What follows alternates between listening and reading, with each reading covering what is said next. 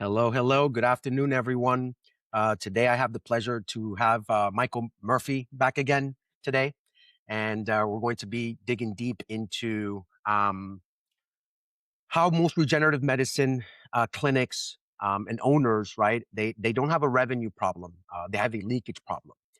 And so, I just want to get straight in, dive right in, and thank you, Michael, for being here again. Yep. And what does that mean, right, to you that they don't have a revenue problem, they have a leakage problem?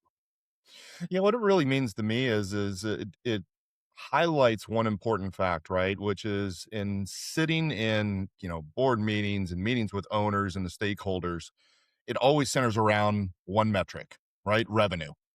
And the discussion is always how do we improve revenue? How do we improve revenue? And revenue is a formula, right? It's a formula that's driven by marketing, it's driven by sales, it's driven by operations. And so you can't directly affect revenue. You've got to look at the actual levers, the metrics inside of it, right? That are pushing that forward. You've got to look at acquisition, you've got to look at retention, you've got to look at transactional sizes. And so to me, when we talk about leakage, the leakage is because the way that we've designed our programs, and sometimes not even offering a program, but rather just transactional services is one issue. How we're keeping that patient, right? And then how we're ensuring that we're providing with the best level of service and outcomes in it. Those are the areas that we can improve, right? We can take any of those segments, we can break it down into actionable steps, we can break it down into SOPs, and when we don't do that, we go back to revenue and say, how do we improve revenue? Well, it's because we're leaking in these other areas. We haven't become efficient in our operations in these other areas. And that's the reason why week after week, it's the same discussion about revenue is because we can't affect that outcome without looking at the effort we're putting in at each of the stages that leads up to that outcome. Yes, it reminds me of, in a way, with habits, right? Mhm. If we have good habits, that means that we're setting our future self to be in a better position, right? So if I brush my teeth every single day, or if I make my bed, those are small habits that is going to make my life better in the future, right? I'm not going to Yeah. have any cavities. I'm going to have a good, oral medical like a good um my breath is not going to stink, right? Like it's going to be it's going to be good. And so I'm making sure that it all goes back to habits, right? Okay, so I know we had this is our second episode. So for those of you that are watching this episode, and you've met obviously myself and Michael, last a couple of weeks ago, we went into why your regenerative medicine clinic stops growing, right? Even when demand is there. So if you haven't watched that episode, I really recommend for you guys to start there, because this is essentially episode number 2. Okay. And I just kind of wanted to point that out and make sure that you guys go watch that. So part of this episode, Michael, we're going to be, talking about how the leakage problem. And I appreciate you going over that. And, where do you see that most clinics have, are leaking? Like, what is that? What are they leaking? Yeah, so they're typically leaking in three areas, right? The first areas is on patients themselves, on the patient acquisition side.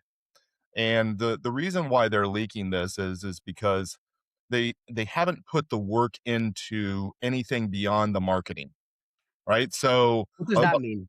so what that means is that inside of a business, right? That's where the actual patient customer experience is going to occur, right? And the front desk especially is our front line, right? That's the first interface that people are going to have.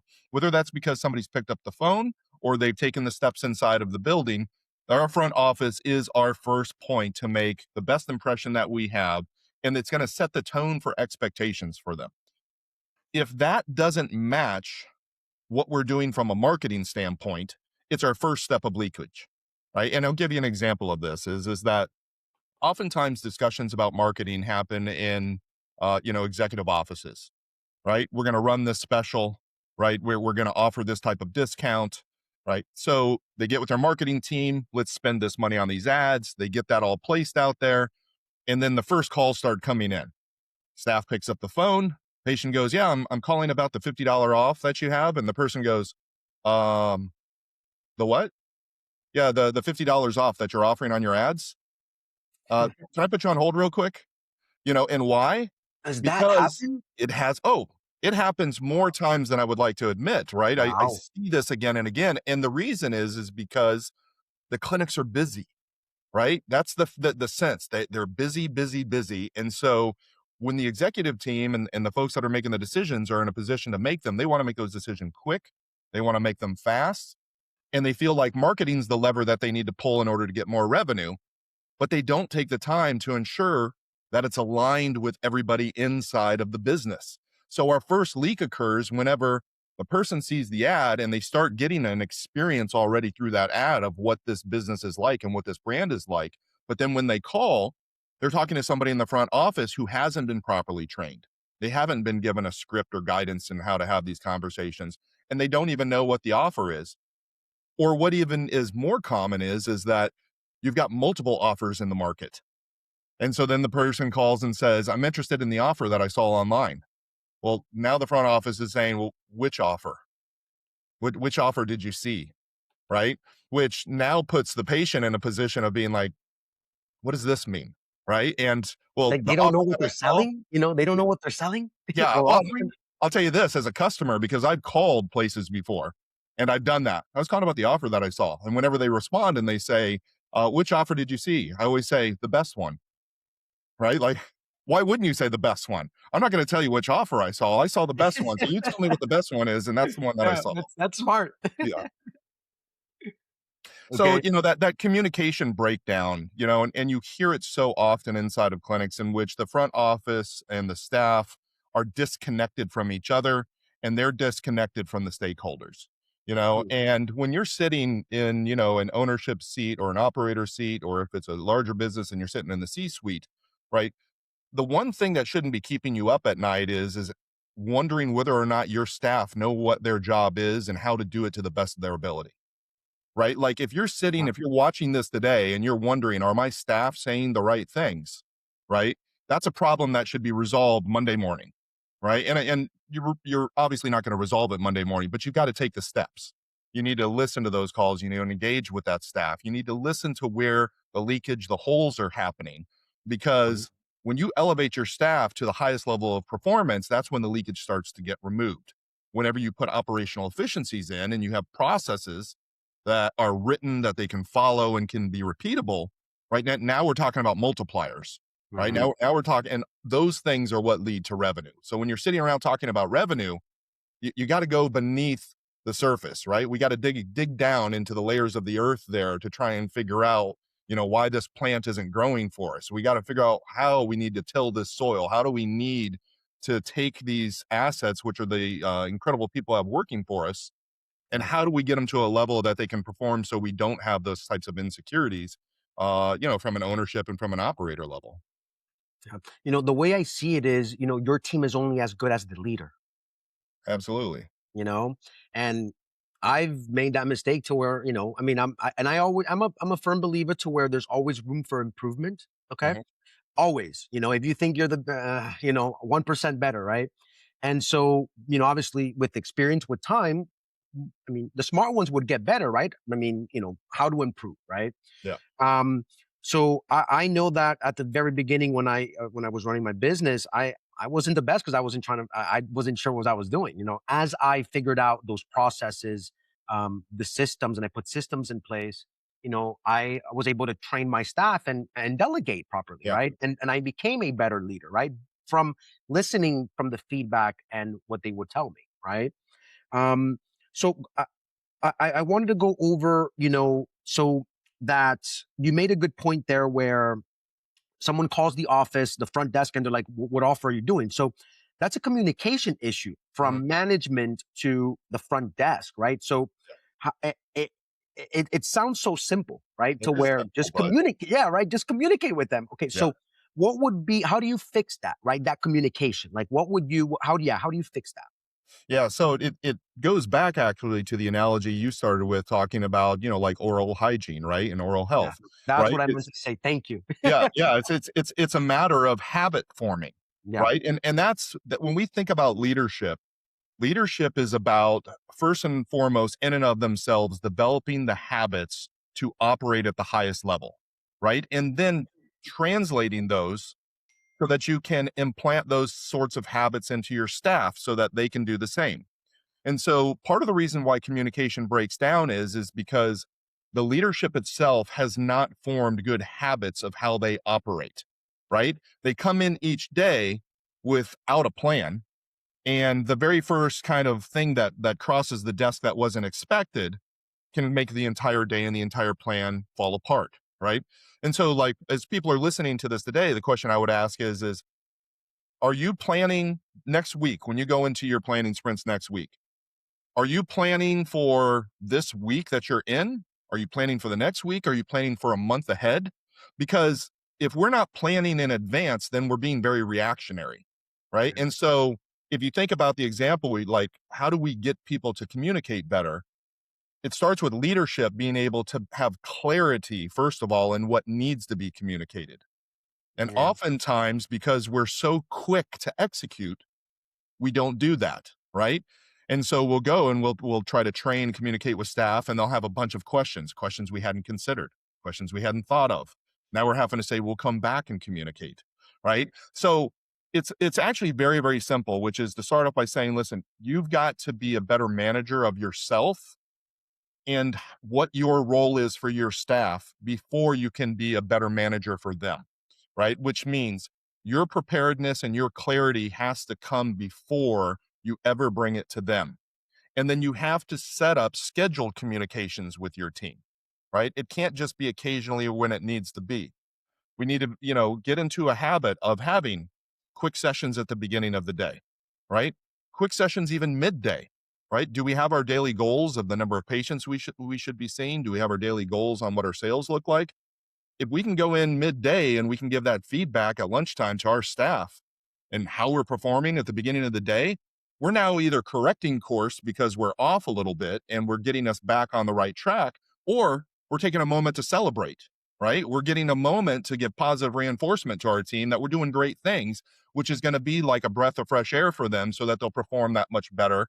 Correct. And it also allows you, when you have repeated communications, to identify the problems sooner, fix them quicker, and give your staff better confidence that, again, you're the one who has clarity.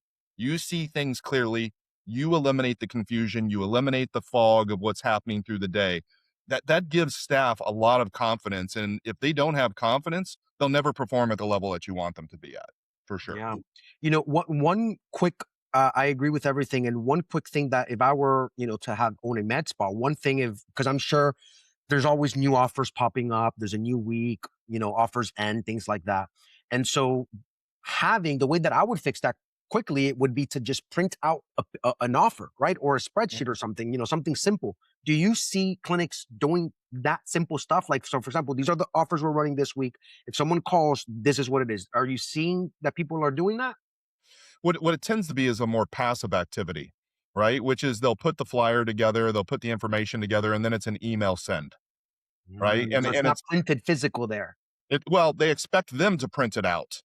But I mean, again, if we go back to if that front office person is, and they are the most important person for the first encounter with our patients, they deserve to have a face to face with an operator. They deserve to have a face to Agree. face with the person who has the clarity, right? And they deserve the opportunity, not in an email audience, right, of a bunch of people CC'd and whatever else, and a disconnect where they're going to email a question and get a response 4 hours later when you can come up for air. They deserve your time and attention for the 10 to 15 minutes that you'll be able to discuss what it is, identify what the goal is and the reason why you're asking them to do this. Tell them how you're going to measure success, right? Let them know what success for them looks like so that they can focus their attention on exactly those efforts that lead to success. And then give them that opportunity to ask the questions, get clarity, right? Be able to even maybe ask some questions that you hadn't thought of, because the folks that are boots on the ground, they're always going to understand the nuances of problems, challenges, system failures, technological weaknesses that you're not going to see. And if you're not engaging with them, then you're creating strategies for a business that doesn't operate like that. And that's never going to work. Yeah, you're not getting feedback, live feedback from them. And so if you're not getting live feedback, how are you know what the issues or the problems that they are having and how to fix that? Exactly. Yeah. Okay. Yeah. Thanks for that. So you said front desk communications and things like that, and between leadership and the front desk is the first leakage area, right? What's the second? So the second leakage area still remains actually in the front office, but it connects also with provider, Okay. right? And it's the fact that too many clinics operate in a transactional way, What right? does that mean? So what it means is that you have one patient on the schedule today. They're on the schedule today for a PRP. They're on the schedule today for a Botox, right? For them, a win is they're on the schedule. They show up. We do the service. They pay and they're gone. Okay, that's transactional. It has a beginning and an end in that. But what people really want, what customers want, is an outcome, right? They want something much larger than what that transactional experience is. And so one of the ways that these businesses have leakage is they don't do a very simple thing, which is after the treatment is done, the provider doesn't direct the patient as to what are we going to do next, right? Okay. The what do we do with you to help you achieve your outcomes next? We don't have enough of those conversations. So as the patient, you're now leaving that interaction with you as the provider with uncertainty. I don't know what I'm supposed to do next, right? And so not only do I not feel like I really got personalized care because there's no next steps to what we're doing, but then they come to the front office, they pay their money, and then they're gone. From an operations standpoint, the question that I ask is if they're not on your schedule because we haven't told them the what next, where do they live? And where they live is they live in the black hole of your EMR. They're not on your calendar, they're not getting attention, which means that we don't have a future plan for them. And it can be something just as simple as, we do annual labs. They come in, you do the labs today. There's no reason not to go ahead and schedule their labs for next year. Put them on the schedule. Number one, that's what traditional medicine does. So it's a pattern that patients expect, right? It's a pattern that people already have exposure to, right? Number two, once they're on their calendar, now everybody has visibility. Now we can do our confirmation calls, right? Now we know when they don't show up and we can follow up. Now they become a patient opportunity that we can manage. But if they're not on our calendar, if they're not on our schedule, we have to use other tools. We have to do other things to find people that have essentially attritioned out of our business, right? Yes. You hit so many. I was literally writing notes as you said that. So going back, one little thing, and as I was telling you off camera, I'm part of a marketing mastermind, right? Mastermind group.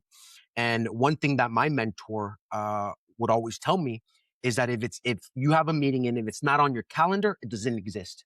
Hmm. Or or if you're working on a project, right, and you don't set a time and put it on your calendar, for example, let's say on Monday, I'm going to work on this website copy or email copy, let's say from 9 a.m. to 12 p.m. If it's not on your calendar, if you don't do that, it doesn't exist and you're not going to be able to do that because then we have all these little fires that we're putting throughout the day, right? Yeah. So putting them in a calendar is even, outside, for me, it helped me a lot. Um, I want to add also what you were saying, what to do next. That's huge. From my marketing brain, what it's like the CTA, right? Which is call to action, right? And so when any post that I create, anything that I talk about, I educate whatever I say. And then from there, I'm always going to direct the reader, the audience, the visitor, whoever to do, okay, want to learn more? Click here. You want to register for this? Click here, right? You always have to direct them and tell them what the next step Yeah. is, right? So huge, huge, huge. Now, one thing that you said there was packages, right? I've seen that a lot of people are selling packages. Hmm. Does that fix that issue that you said, right? So, for example, I come in, I do my Botox, let's say, right? And then the doctor doesn't tell me what's next. But if I'm in a package already, that's my first session. I already know that I paid for a 3 package or whatever. I'm gonna come, 2 months, 3 months, whatever. Yeah. Does that fix that problem? So it has an influence on the problem, but it in of itself doesn't fix. Okay. And let me explain what that means, right? Is that a package is essentially a financial instrument, right? It's generally designed to get extended commitment, right? But you'll Mhm. have a lot of businesses that offer packages and they'll say packages don't work, right? Well, packages are a pretty simple thing. You take a quantity of something based upon what the quantity is. You usually give a lower unit price that gives the person perceived savings. And that's why they put the commitment. It's not the package that's failed. It's you addressing the problem that they're wanting solved and then using the financial instrument, being the package, right, to be the commitment tool for the outcome. Meaning, you talk about Botox and fillers across the market. What do you see? Botox fillers, right? These are just the tools to get a job done. But what are women and what are men actually looking for? They want thicker, fuller lips, right? They want to remove these lines here. They want to remove these fine Yep. lines here, right? Real estate. So yeah, so when we yeah, I got to get some myself right there. I got strong.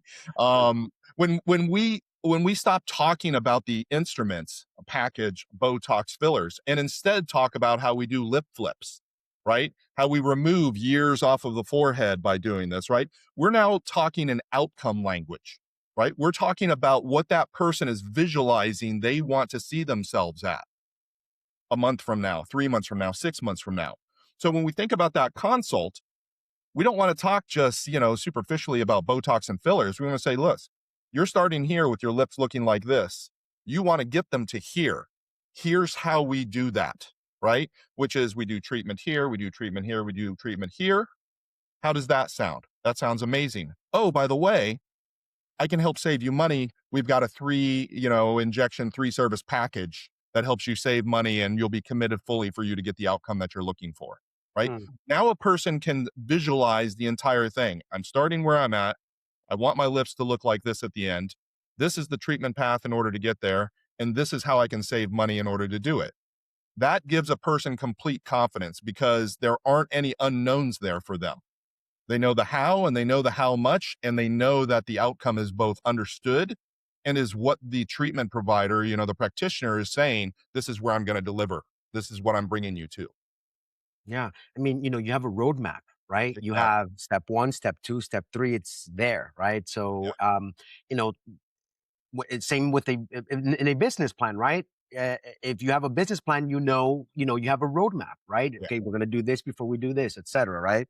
So I think having a roadmap and those steps is very essential and important in pretty much literally everything. Um, One thing here that I wrote down discovery calls slash meetings, right? When I meet with a potential marketing client, right? Um, the first thing, we have the first meeting, and they already asked me, okay, how much is it going to cost? I'm like, Mhm. well, first of all, I don't know what you need yet.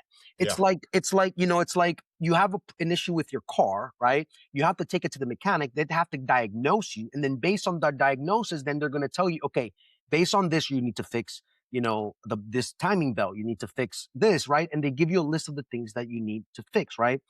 And so depending on the marketing client, right? Some may need 2 or 3 meetings, some may need more to get deep into what it is that they need and then provide them with a marketing strategy or a marketing plan, right? Yeah. Depending on what you're doing, right?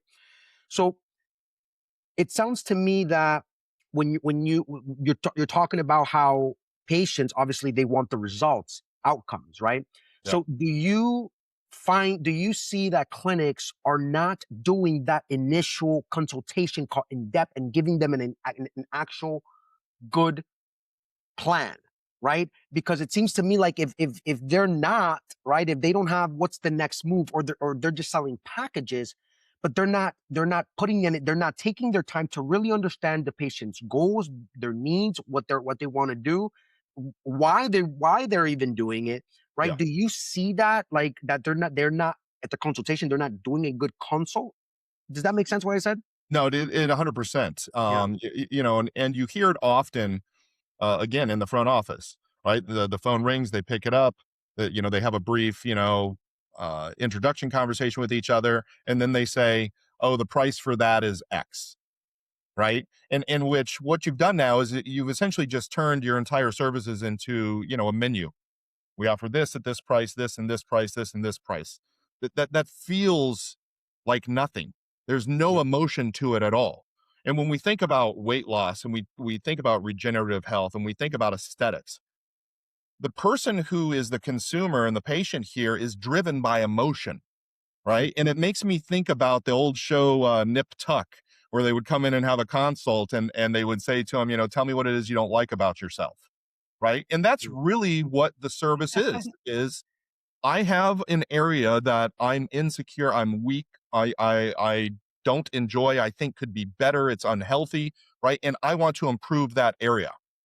If we don't get a clear understanding of the what it is and really the why, and I think I mentioned this in the last podcast, right? Which is that, the person whose knee is bothering them, that, wants to get some injection there, we could simply say, well, yeah, I mean, it's obvious, right? If your knee's bothering you, that's a quality of life type of issue. But what's the actual catalyst, right? The why now? Why are you wanting to take action now? When you ask that question, that's when you hear things like, well, I was playing basketball with my son the other day and I had to stop because my knee felt like it was going to give out. Oh, do you like basketball? You like playing basketball with your son? Oh, I've been doing it for like 5 years and he's starting to get older and I'm really worried about the day whenever like he doesn't have time for me. That's the reason he wants his knee to be better, right? Is because of that. Now, when we take our service offering and we align it with that outcome, whatever price it is that you're going to tell them, you want to say it in the way of, we can get you back out on the basketball court with your son. So you're going to be able to enjoy this until he becomes a teenager and decides that, he's interested in other things. But we're going to get you there. And we do that for this price. Can we get you started today? Right?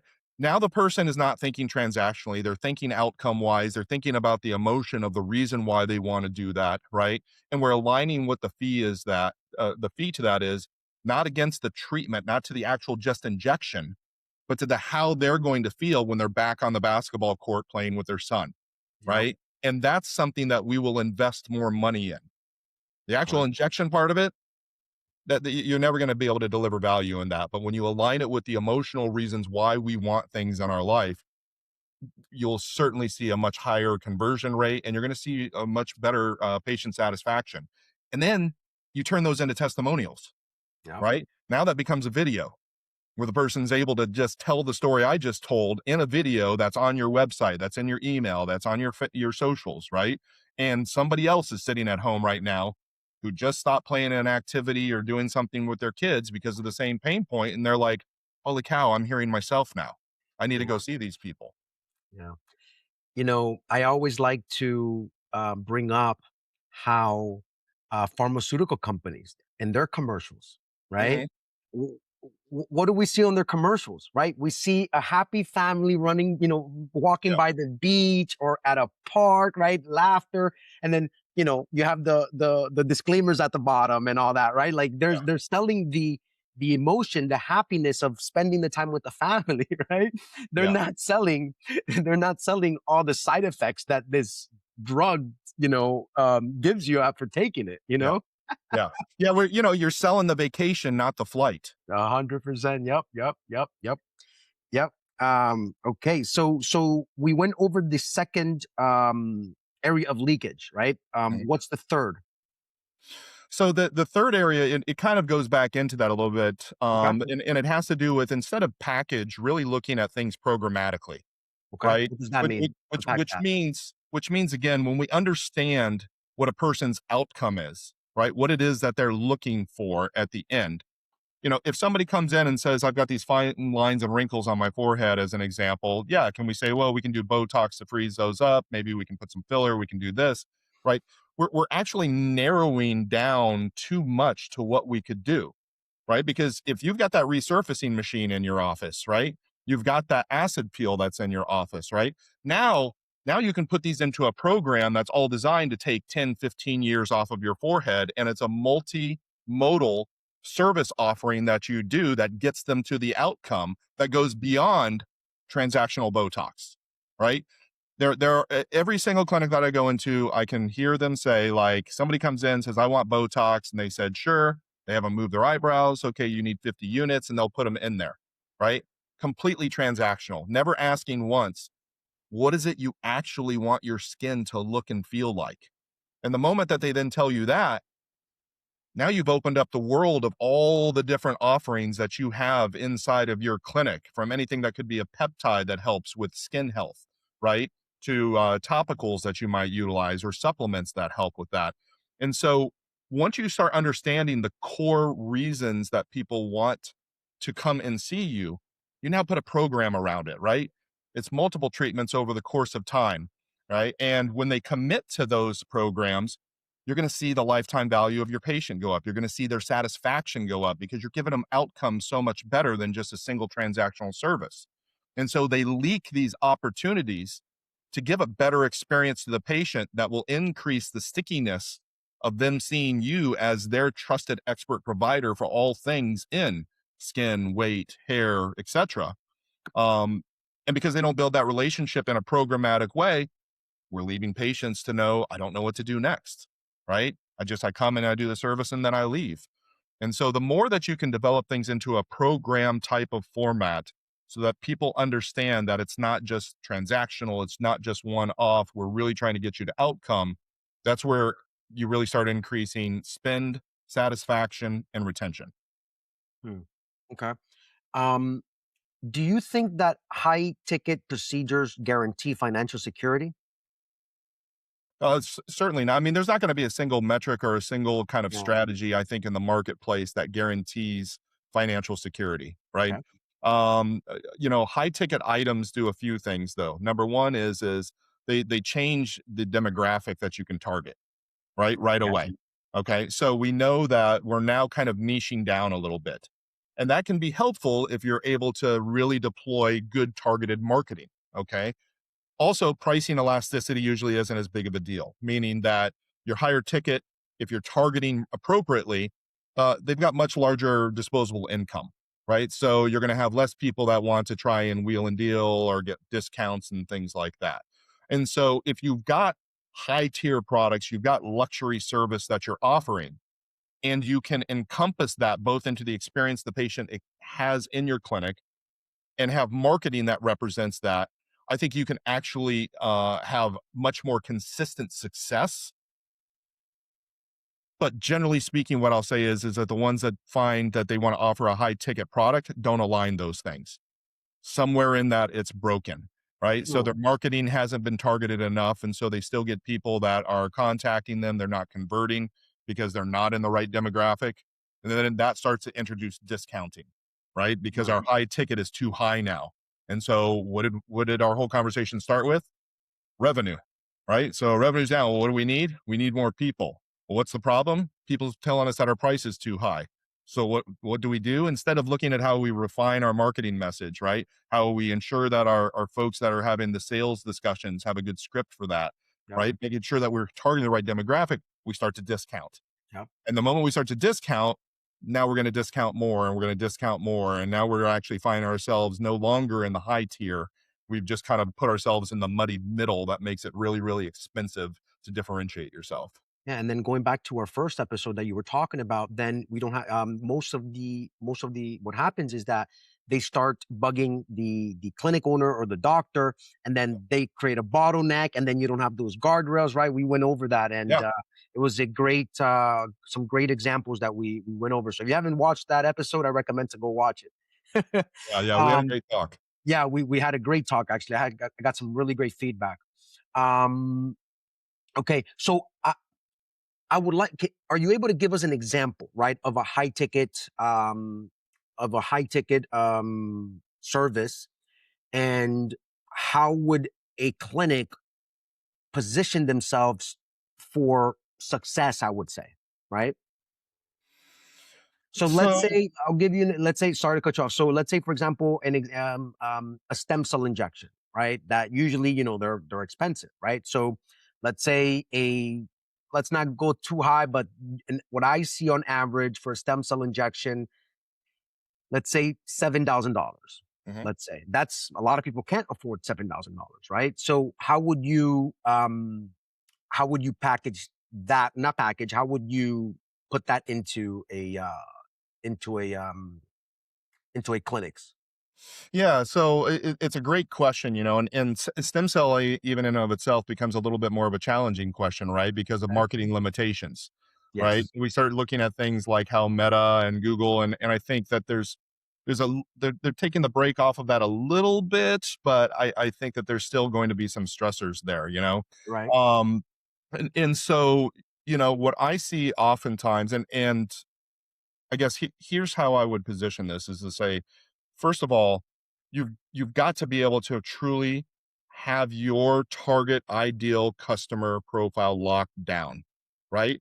How much money do they need to make, right? Like if you're going to have somebody spend $7,000, right? You can't be targeting just the average American, right? It's just not going to work. So you've got to then identify where's your target demographic at, right? And then developing relationships. This is where really more relationship marketing can come into play quite a bit. There are as an example, there are tens of thousands of high level premier luxury country clubs across this country. Okay. And developing partnerships with those institutions to be able to go provide more of a concierge type of service to their members, right? You're now targeting the right demographic. Okay, so you're not going to have any kind of wheeling, dealing, or discussions on price there. All right. If your brand is positioned in a way that you have great luxury look, feel, the language that you use, the presentation, right? When you bring those things into those places now, right, you've now almost kind of become their concierge, right? And you can set up. We're going to come in here once a month. We're going to come in here once a week, right? But now you become almost their exclusive provider for this, and if you then operationalize that, right? Where you literally sit down and say, how do we do this? How many people do we need? How much supplies do we need? What's our pricing modalities, right? Like, what's our agreements with these places? And you write all that out. Now you got a blueprint. Yeah. So I can go to this country club and now I can go to that country club and then I can go to this prestigious club over here, right? And it's just doing the same thing again and again that makes it scalable for you, right? But if you want to just go and throw some ads on Meta and do things like that, you can do that. Your cost of acquisition is going to be extremely high. You're not going to have, the majority of leads that you might get are going to be great because you're having to use muddled language in order to kind of subvert Meta's, rules on stem cell marketing and some of these things. And it's very difficult to niche down to the demographic that's going to be able to afford your product. Hmm. Okay. So what is an example that you see? Because I think I gave you a hard one on the stem cell. What example what would you consider, I guess, a high ticket service? I mean, you see oftentimes in the hormone space, there's a lot of high tickets, right? And they can be run in a couple of different ways. And I think that, stem cell in and of itself is very, very high ticket, and it tends to align more so even with other institutions like ortho and things like that, where, you've got very specific medical issues that, traditional just isn't going to get it done. There's not enough PT that can be done. Maybe they're not a good surgical candidate. But when you get into like hormone replacement and any of the other areas, there's a spectrum to it. So on the low end, of course, you can go on telemedicine and you can get hormone replacement and things like that. But on the high end, again, you're still targeting the right demographics of things, but it's got to be service oriented, right? What they want is at a high ticket level, it's not just about the service that you're providing. It's going to be much more experiential, right? You have to create an experience for that person that makes them feel, honestly, it is more like concierge, right? It at the high ticket side, it has to feel more one to one for the patient. It has to feel like that they're special, they're unique, and that you develop a unique relationship with them. And where the leakage happens there often is poor charting and note taking, because if I'm a patient that's willing to throw down $5,000, $3,000 for hormone replacement, and I'm already engaged with you, when I come in the next time, I want it to be almost like we're friends and we're picking up on a conversation we just had however many visits ago, Yeah. right? And that's what people are really craving today. The asynchronous medicine and AI is actually separating people from the human experience. And the more money that you spend for things in medicine, the more that you demand an experience with an actual human being. Wow, that's nicely put. That's very nicely put. Um, One leakage too, and we kind of, touched up on this last episode, regarding like weak patient flow, Mhm. and then also like weak follow-up, right? Obviously that destroys, lifetime value, revenue, consistency. Um, when you see a clinic that is lacking in that area, what do you do? Yeah, I mean, so what's great is the first thing that you need to do is actually just sit down and you need to map out, what you were talking about before, a roadmap, Mhm. right? I call them, patient journeys, Yeah. and so what you want to do is you want to literally map out, okay, from the point of them scheduling their appointment, what does our communication path look like, right? From when do we confirm the appointment? When do we remind them of the appointment, Mhm. right? Then we have the appointment. Well, what's our communication post appointment, right? And how frequently do we want to do this? So you need to look at what the different service lines are that you're offering, and then document a journey of what you want that experience to be like. And it should be a combination of actual one to one in person phone calls. It should be your visits. It should be SMS. It should be email, right? Combining these things for multiple touch points ensures that number one, not everybody looks at all of those things, right? So having that ensures that you have a much higher chance of connecting with them in some way. Um, I suggest never avoid the one to one call, right? Even if it's just leaving a message, right? Mhm. And that's the reason why people say we're not going to make that call is because nobody answers their phones. Yeah, that might be the case, but a voicemail of somebody knowing that you called and saying we're checking in with you, we're really excited to see, how Yeah. well you did while you were here, da, da, da. It means something to people, right? And so once you map your journey out, then you can start looking at, okay, how do we implement some of this in technology, right? Because it's going to be the same message again and again. So we can automate these contact points. Yep. We train our front office staff with the right scripts and the right questions, right? And at the end of that conversation, doing what? Telling them what comes next, right? Which will be, we already have you on the calendar for this date. Does that date still work for you? Right? Saying, I'm going to follow up with you in 2 more weeks, maybe, right? If that's part of what the protocol is. Every engagement that we have with the patient should always leave with the what comes next, because we're now anchoring in the patient's mind of there's something that they expect from us in the future. And I find it works in two ways. One, they're more likely to respond when they're expecting it to come, right? Number two, because we as the business have vocalized that, we've now put a layer of accountability on ourselves. We've said it out loud. If we don't do it, we failed that. That makes us look bad, Yeah. right? So putting that out there creates an accountability loop for ourselves so that we make sure that we follow up. Yeah.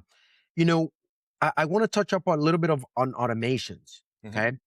Um, what percentage, based on your experience, um, what's the percentage that clinics are using automations or are not, right? That you see Yeah. So I would say for me, I see about 4 out of every 10 are using are automation. using. Okay. Of those four, Yeah. one is probably doing it right. Good. Yeah. Okay. Why do you think? Why do you think that happens? So the number one reason is the point that I made about literally writing out your journey doesn't happen, right? So what most folks do, and this isn't even unique to this industry or this niche, right? Most people see technology for bells and whistles and all sorts of great stuff that it can do, and they think that it's the solution to all their problems. But if you can't solve your problem without the technology by at least writing it down, what do we need? What is the problem? How do we fix this, right? If we can't articulate what that looks like and what our expected process is, we're never going to be able to embed that in technology, because technology is, it's essentially a reflection of what we're putting into it. It helps to make it quicker. It might fill a few gaps here and there. But if we're not clear on what automation should look like as a handoff, we do this and then we do this and then we do this. How do we ever tell the machine how to do that in the right order, right? And what those steps Correct. should look like. So preparedness and understanding of what your processes are is usually the number one reason why automation isn't put in place. The second reason is then because they they tend not to understand the technical side of it, and a lot of these platforms are still a bit self-service, and so there's a level of intimidation, of uncertainty, and when you get into automation, I think AI, and especially as we get more into agentic AI, that's going to improve a lot. The self-service, the do-it-yourself sorts of automations are going to improve a lot, but today it still has a little bit of a kind of a low-level engineering mindset of at the very least, if this then that, right? Um, And that's not necessarily, again, if you haven't mapped a process, you're probably not keen to think if this then that on how you would operate, or how you would set up automations as well. yeah. Why do you think clinics are not using automation? You said 4 out of 6 are using it. Out of Correct. those 4, 1 is probably doing it right, which is absurd. I mean, it's insane. Yeah. The other 60% or so, why do you think they're not using it? Yeah, a lot of them, it's honestly because of the fact that they get seduced by the busy aspect of it, right? Of the business, right? Whenever you're inefficient, you're constantly going to feel busy, and you feel busier at lower volumes. And so you'll hear this time and time again as a consultant. The number one thing that I hear, even whenever I bring solutions to the table, are, "I don't have enough time. I'm too busy." Right? This When is am I the supposed to perfect do time this? to do it. Yeah. Yeah, and my suggestion here, or my feedback always is, I'm Yeah, like, I completely understand, but my question is if we agree that these problems are what's making you busy, when is it that you're not going to be busy to fix the problems? And the answer is never, right? Because the only way you're not going to be busy is if you have to close your shop because you don't have any patients. The problems aren't going away, right? We just continue to say like, "Oh, it was a busy day, it's a busy day, I don't have enough time." We're focusing on the wrong things, yeah, right? We're working in the business, we're not working on the business. We're not mhm, creating structures and repeatable processes, and that trickles down to everybody, into which everybody becomes frustrated, everybody becomes burnt out, right? And inefficiency is the number one killer for that. But you have to, in and of yourself, get to a point where you're just like, I can't take anymore. I have to make a change. Right. And if that yeah, means that I have to literally carve out this time that I'm applying 5 hours a week just to work on my business, to look at how do I automate. If I have to go and look at a consultant or a team or a vendor that has consulting with it, help me solve this problem, right? If you're a small business, and you're not engaging with, external parties, whether those are paid services or whether they're just mentorship and networking and things like that, if you're not engaging in those things, you're really self-limiting, right? Because you only know what you know. And so when you're sitting in the middle of all your busyness and all these problems and you can't figure out how to solve for it, thinking about it more isn't going to necessarily fix that, right? yeah, You need to find those external resources to help you be able to solve a problem. And then once you do, that's when you get your time back, yeah. right? And then now you've really got time that you don't feel guilty about committing to work on the business. And you're going to feel less burnout. You're going to feel much more productive in what you're doing. And then revenue will grow, Exactly. operations are seamlessly. Do you think that those clinics, the clinics that are not using automations, do you think they know about automations at all? Yeah, generally speaking, I would say they have an awareness of them, Okay. but again, they either tend to either say, one, they don't have enough time for it. Two, it's too Mhm. technical, right? So it's something that they don't understand real well. Or three, they think it's too expensive, but they're not actually counting the opportunity costs of being inefficiently busy, right? Like that's Yeah, really expensive. It's really expensive to be doing the same things and dealing with the same problems every single day, because you're never going to be able to look at a growth pattern, and you're just continuing to put out fires every single day. So they ignore the actual opportunity costs of being this inefficient busy, but think that investment in something that will make them more efficient is too expensive. Yeah. Well, that's essentially, the true cost of manual processes, right? And doing rework and doing those repetitive tasks, right? So Exactly. when you see a clinic owner, in this cycle, Mhm. how do you make them say like, hey, like you need to work this, right? Or you need to work on this. Like how do you make put it in their face and it's like this is what you need, because then obviously you have to show the results, which the results are saving them, I don't know, 5-10 hours a week that they Yeah. can be working on their business. So yeah, what is, because I'm sure it probably has to be also with mindset as well, right? So what do you do with someone like that? Yeah, I mean, if we're talking about from like the sales side, like if I'm Yeah. selling to a physician or so, it starts first and foremost with me qualifying that physician, Okay. right? Which is asking those types of questions of really like, are you ready to make a change in your business? And so when Mhm. I hear things like I don't have enough time for this, or even just setting meetings up, you set meetings with folks and it's a reschedule, it's a didn't show up and things like that. That's somebody who's not ready, right? Because I'm not here to try, and I'm not I don't want to be a consultant in that way, right? Where I'm trying to sell you on something that I know that delivering it is going to be painful for you because you haven't positioned yourself to be ready to even say I want this, which is why I work with companies that are in that position where oftentimes they've reached a critical peak of stress, right? Where they're like, I can't not do this. I have to do something different because I've done the same thing again and again and again, and nothing's changing. Um, but when we talk about, giving them visibility on like, why would you do this, right? If you don't mind, I'll show a slide here that Yes, of I've gotten. course. Please go ahead. So I follow this kind of framework because if we go back to what we were discussing at the very beginning, right? It all has to do with revenue, right? Okay. So and so as a consultant, if you're going to invest in me and you're going to invest with anybody, you should be asking yourself, what's my ROI?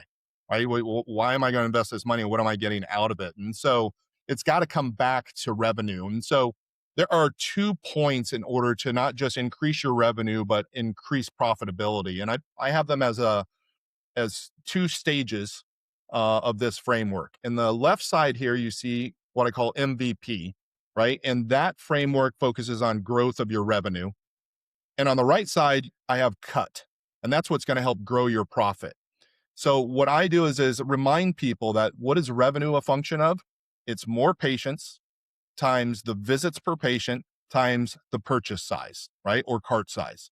Hmm. So those are the areas then that we're going to break down and say, where are the areas of focus that we can improve upon? Where are we broken? Where are we leaking in getting more patients? Where are we leaking as to why we're not getting enough visits per patient? And where are we leaking to our cart size or our purchase size is below average?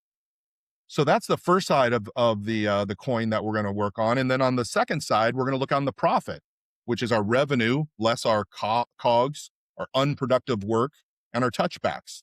So unproductive work, we're talking about our manual steps that we're doing. Right now, I can start positioning automation because I can say you have this person, making all of these calls, right? They're actually these folks though aren't actually reaching anybody. And what we can do is instead we can automate a voicemail drop, right? Which is a AI call that Okay. drops directly to the voice box that now I've just given this employee back 2.5 hours of their time, right? We've got now a process where our medical people are saying, I need to see you in 2 weeks, and our front office is scheduling them for 2 weeks, right? We're now not having to track those folks down because they got sucked into the black hole and they're not on our calendar, Yeah. right? We made that. So we're getting that productive time back. Touchbacks. I always say this, like, start on Monday, and every time an employee comes to you and says, I have an issue, write that issue down on a piece of paper, type it into a log, a Word document, or whatever. At the end of the week, then look at all of those things that you do, start to categorize them. This is a pricing issue. This is a patient issue. This is a systems issue, right? Start to categorize all of these. And what you find is you're literally repeating the same problems and the same solution issues week after week after week. By now addressing those and fixing them and creating SOPs, processes, trainings for them, right? You're going to be able to get that back. So here's where I break it down. I really wanted to be able to provide everybody on the podcast today with kind of where to focus their efforts, right? So on, It's on more huge. on more patients, right? When you got your leads coming in, you've got to be responding. I'm saying here under 15 minutes, but honestly, you really need to be under 5, right? Like as quick as you can get to that lead. Speed to lead, speed to lead, speed to lead. That's what matters here. They Uh, put their I wanna add, sorry, Michael yeah, here. They literally just spent a minute, 2 minutes, 5 minutes on your website. They literally took their time to put their information and provide you with their contact information for you to contact. They're hot right now. They're in that mindset yeah, that so call them, right? If yeah. not, they're gonna be going to the next clinic across the street. Exactly. Well, and guess what? They didn't just submit your form. They did submit it to the one across the street. They They did submit it to the one down the block, right? So you've got to have your A game ready, meaning your people need to not just be able to call them quickly, but you better have that script that's aligned to find out what their true problem and outcome desire is so that they can talk about the program the way that they want. The next one is reduce days to first evaluation, right? And so if you're in a clinic in which you've got 15-minute blocks for certain services, 30-minute blocks for certain services, some clinics I've worked with, they've got 3-hour, 4-hour blocks of things that they do, in which they're spending 50 to 75% of that just talking with the patients even. You know, you need to right size the duration of the visit to the value of the patient, right? Which means don't keep the patient there any longer than they want to be there. And a lot of times, because we love talking about these things and we're experts in these things, and you can hear I can talk and talk and talk, right? You Like, do. but you need to make sure that you're only talking as much as you need to, that they feel that there's value. Because when a 15-minute consult turns into a 30, well, now what do we have? Now we're having to extend these, which means now we're pushing the first available appointment down the road. Because Yep. when you get that lead, not only do they want to hear from you fast, but that's the point where they're usually ready to get started, right? You want to be in a position to be like, I can see you today. I can see you tomorrow. And if you're not operationally efficient, you're never going to have that. So the further down the road that you have your first appointment available, the more likely that you'll have no show, you'll have cancellation, you'll have scheduling regret, right? And you'll encounter those issues. Mm. Um, But the Michael, my I have a question. But Michael, my clinic is busy. How can I call them in 5 minutes? Yeah, exactly. And that's where then we go into, let's understand why your clinic is busy, right? And in some instances, the it's a minor amount. When I say minor, it's probably 10 to 15%. They are understaffed, right? They, Mhm. they are they are really understaffed. Probably 50% of them say that they're understaffed, but what it is that they're not operationalized, right? They don't have process in place. And so they're literally every time that they do it, they're doing it differently, and you can't do things efficiently if every time you do it, it's like the first time you're doing it, right? You got to standardize what works, train it, and reinforce it, and hold people accountable to reinforcing it. And when Yep. you do that, that's when you capture back a lot of this time. But alternatively, you can't have it internally. There are plenty of, medical call centers and different ways like that you can set up relationships um, to be able to meet the speed to lead without impacting what's happening in your clinic right then and there. Yep. The next one is standardizing the referral ask, right? So when a patient comes in, and let's say it's like weight loss and the person's lost 20 pounds or something like that, that's a momentous occasion, right? They're going to be really excited. So you now have this patient who has loved their experience with you. They're visualizing their outcome. The next thing we should be asking them is, do you know anybody who could benefit from our services just like you have? Right? And then that's where here's a QR code for reviews, right? Maybe we have a referral program that has cards. Maybe we're sophisticated where they can actually enter their email address in with their friends' email addresses or phone numbers and send a special offer to them as a referral. But we need to realize that if a big reason that we're getting folks to come in is through referral, right? Which is what a lot of especially smaller clinics say, don't make that a passive thing, right? Actually let the patient know an important part of our business is success stories like you and you helping spread the word so that others can find us in this, very busy world of alternatives. And so whenever you standardize asking for referrals, again, we're anchoring the thought in their mind. We don't have to wait for that conversation to pop up. They're going to think of somebody in their head. Oh yeah, yeah, Stacy could do this, Dave could do this, right? John could use My this. wife can do it. Exactly, right? So make the ask. And so Yeah. the KPI on that is you want to be measuring your new patient starts every month, right? Every month.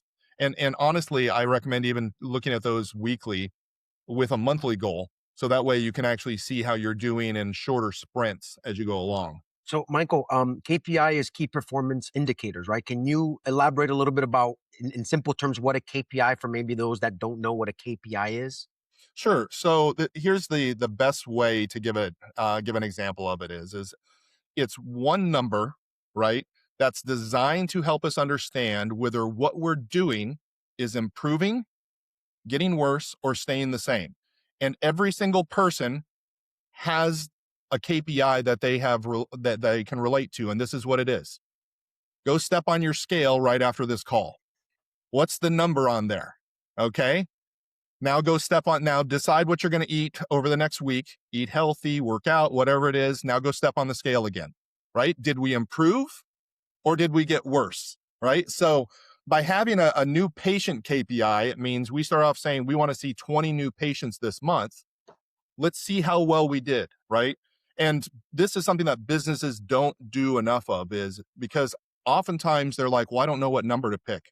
To start off, it doesn't matter. Pick a number, right? Like just pick a number.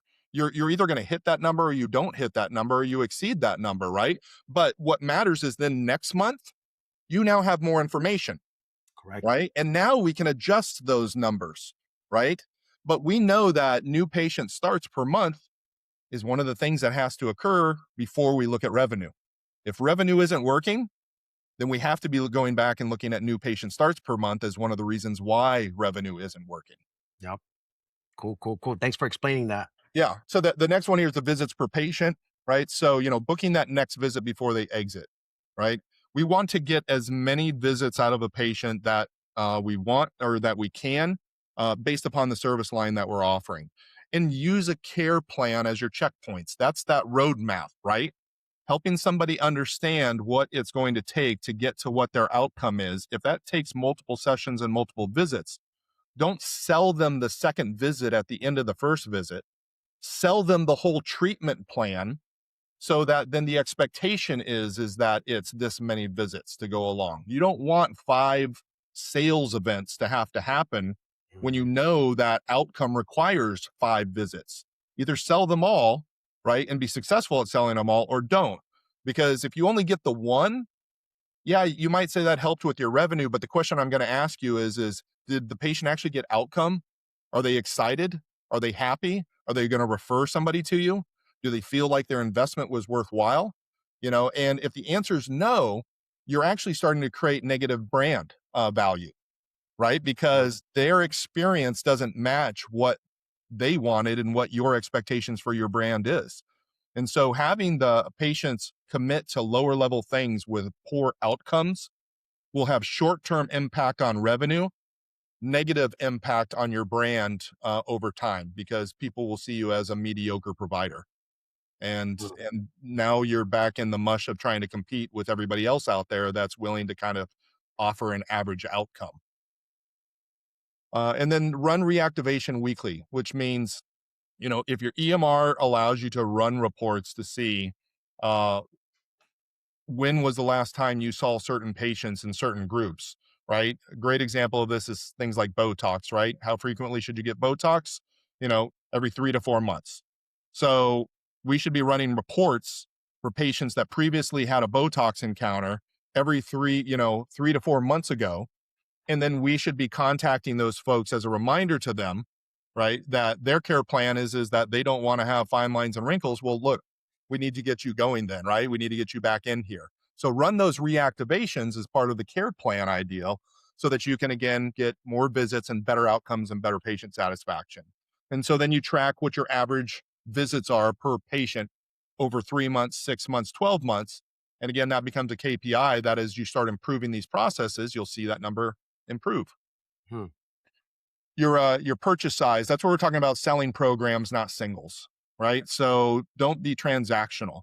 Understand what the outcome is that they're looking, put the whole plan together of how to get them that outcome, and then sell that once, right? Anchor the price to the outcome, not on a, and you get 5 visits. It's not like, okay, here's a package that you're going to get 5 visits. It's, you want this outcome, we can get you there with 5 sessions of treatment, which will get you to here. It's different because it doesn't feel like it's something that's included in a price. That's the plan. This is what it takes, right? In order to get you from here to there. So when you stop selling the singles and you can anchor the price to the outcomes, it's going to give much better clarity for folks, and they're going to be able to commit much better, right? You're going to hear less of, I need to think of it, I need to talk to my spouse, right? That's an extremely common one. And then the last one is offer financing cleanly. So before you start thinking of, discounting as a mechanism for increasing revenue, right? Ask yourself, have I created opportunities for patients to commit to these at a lower price point, right? Are we using things like Patient Fi or Affirm? Do we have internal financing, right? Provide something and keep it super simple, right? Where you've got one price if you pay today, and then an alternative that might say for 3 months, 6 months, 12 months, right? But keep it super simple so that they can decide how they want to fit that into their budget. You're trying to solve the budgetary problem for them just through options, not through reducing your value, right? Don't reduce your value to fit their budget. Help them find the budgetary fit through financing options. So And then good. what you do is you look at the average collected revenue per patient. So, each week or at the end of the month, total the whole amount of revenue. How many patients did we see? What was the average amount of revenue that we collected per patient? If you focus on the MVP, right, those are the growth factors that are going to pull it up. And the reason why things like discounting will definitely make you feel busier is because what happens is that actually then gets into the profit reducing activities, right? Because we're increasing our numbers, but we're tightening our margin, and we're seeing more patients, which makes us busier. And eventually we have to hire more people to see the volume, but Yeah. we keep reducing our price again in order to get more people. Yep. So we get into this margin crunch. So the cut level down below is things like COGS, right? Auditing your waste monthly. Do you have inventory there that you're not getting through before it expires, right? Tightening your pricing by margin. Really taking a look at what your pricing is, not just from the standpoint of, this product cost me $5 and I resell it at 10. But again, if a practitioner is having to spend an hour on a particular service, have you accounted for the cost of that provider for that hour in the cost basis of your service? If you haven't accounted for that in there, your margin might be much, much smaller than what you think it is. You might actually have to increase your prices in order to ensure that you can stay both profitable and ensure that you can reinvest into your business, right? Yep. And then standardized supply use. I see a lot of businesses that will order inventory and supplies for months and months and months. This is going to have a negative cash flow effect on you for sure. If you've got 30-day terms, with your resellables and things like that, you know, if at all possible, align your inventory ordering so that you're only going like maybe between 4 and 6 months of inventory. You ideally want to flip that entire inventory before the bills due. You want to pay that bill with the money you collect, not the money that's in your bank today, right? So standardizing how much supplies you need to order and ordering it in a time period that aligns with what your terms are is going to actually give you more cash flow in the bank, which will help you in tons of different ways. So, once you figure out what those costs are, look at those as a percentage of revenue. Because if your COGS are above 35%, then you're either underpriced or you may even need to go back and renegotiate or find lower cost products and supplies in order to try and help improve that margin. Mm. The U is our unproductive work. So, cutting manual handoffs, trying to find ways to automate as much as possible, making sure that there's clarity and ownership, right? Like I'm sure we all see it, an email that goes out, right, in which there's something that needs to be addressed. There's 7 to 10 people in that email, and the person who's the actual, manager says, "Can somebody take care of this?" right? What's going to happen with that task? Nothing. Nothing, right? So, as leaders, we have to make sure that we are absolutely comfortable directing the who needs to do what and by when, right? If we're not doing those three things, the who, what they're doing, and by when, right? We're creating ambiguity, right?